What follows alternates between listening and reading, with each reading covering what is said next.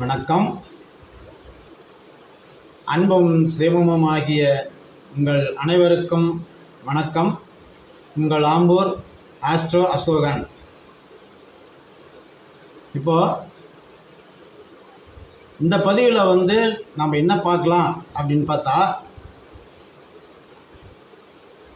திருமணம் செய்விக்கும் போது குருபலமும் சூரிய பலமும் பெறுதல் அப்படின்றத பற்றி பார்க்கலாம். அதாவது பொதுவாக திருமணம் செய்ய போகின்ற மணமக்களுக்கு அவரவர்கள் ஜென்ம ராசிக்கு கோச்சார குரு 2, 5, 7, 9, 11 இடங்களில் நின்று குருபலம் ஏற்பட்டுள்ளதா, குருபலம் உள்ளதா அப்படின்னெல்லாம் பார்ப்பாங்க. அதில் குருபலம் குரு 2ஆம் இடத்தில் இருக்கும்போது தன சம்பத்துக்கான பண வசதிகளை கொடுக்குறாரு. ரெண்டாவது குரு பகவான் 5ஆம் இடத்தில் வரும்பொழுது திருமணம் செய்விச்சோம்னா பூர்வ புண்ணியம் பலத்தால் நல்ல சற்புத்திரர்கள் பிறப்பார்கள் என்பதும், குரு 7ஆம் இடத்தில் நிற்கும்போது திருமணம் செஞ்சோம்னா தீர்க்க சுமங்கலி யோகத்தையும், குரு 9ஆம் இடத்தில் நிற்கும்போது திருமணம் செஞ்சோம்னா நல்ல சகல சௌபாகியங்களையும் பெறுவார்கள். அடுத்து பார்த்தீங்கன்னா குரு லாபஸ்தானத்தில் சஞ்சரிக்கும்போது, அதாவது பிரவேசம் செய்யும் காலத்தில் திருமணம் செஞ்சோம்னா மணமக்களுக்கு மணமகள் மணமகன் ஒருவருக்கொருவர் மூலம் லாபத்தையும் செல்வ வளத்தையும் மிகுந்து அடைவார்கள் என்பதும், குருபலம் என்பது மணமக்கள் இருவரும் திருமணம் செய்யும்போது இருந்துவிட்டால்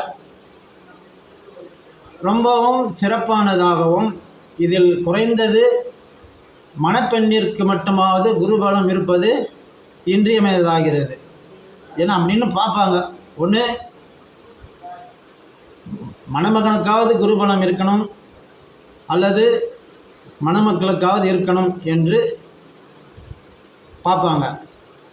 இப்படி பார்க்கும்போது திருமணத்திற்கு குருபலம் மட்டும் எப்படி தம்பதியருக்கு முக்கியமாக இருக்கணும்னு சொல்லிட்டு பார்க்குறாங்களோ, அதுபோல் திருமணம் செய்து கொள்ளும் மாப்பிள்ளைக்கு சூரிய பலம் ரொம்ப முக்கியமாக அதெல்லாம் கருதப்படுகிறது. அதாவது சூரிய பலம் என்பது ஜென்ம ராசிக்கு கோச்சார சூரியன் 3, 6, 10, 11 இந்த இடங்களில் இருந்தால் மிகுந்த நன்மையை பெறுகிறார்கள்.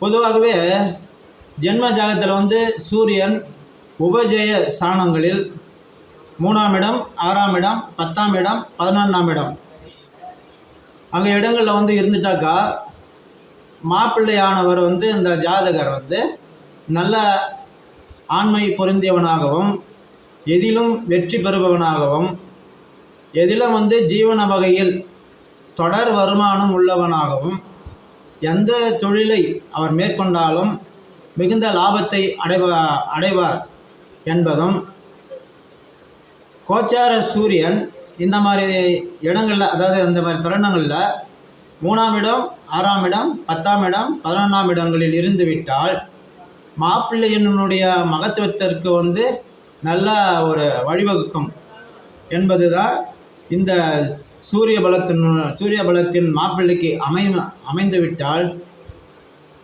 இந்த மாப்பிள்ளையின் மகத்துவம் நன்றாக இருக்கும் என்பது ஜோதிடத்தின் உண்மை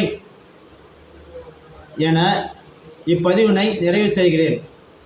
மீண்டும் அடுத்த பதிவில் காணலாம். நன்றி, வணக்கம். உங்கள் ஆம்பூர் ஆஸ்ட்ரோ அசோகன்.